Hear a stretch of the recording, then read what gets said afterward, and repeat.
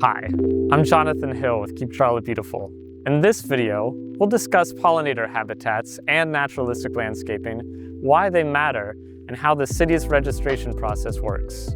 A pollinator habitat is an intentional planting designed to support pollinators like bees and butterflies. Naturalistic landscaping can look different from a traditional lawn.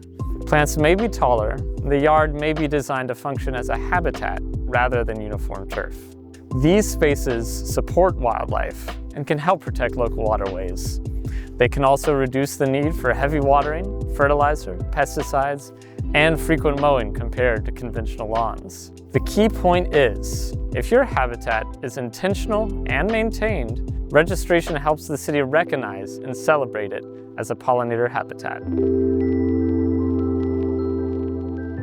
Hi, I'm April Hausle with Landscape Management. Here's how registration works. If you have a qualifying pollinator habitat or naturalistic landscape, you can submit a registration for review through the city. Start at community.charlottenc.gov. Create a free account by selecting Sign In. That one account connects you to multiple City of Charlotte online programs and applications. Once you're signed in, complete the pollinator habitat registration form. When you register, be sure to include at least one clear photo of your garden in blue. The goal is to help ensure your habitat is recognized as an intentional, maintained pollinator planting. If your registration is approved, your habitat is exempt from enforcement under the nuisance vegetation ordinance. If you need help with the application or have questions, call 311. After approval, the city will provide a yard sign you can display to help identify the site as a registered pollinator habitat. Hi, I'm Jerry Green with Code Enforcement.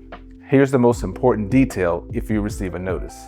If a property owner with a qualifying habitat receives a notice of violation, there is a 30-day window to have the garden approved for the registry in order to avoid further enforcement. You may receive a flyer if the code inspector believes part of your property may include a pollinator habitat, but they see that your property is not registered with the city.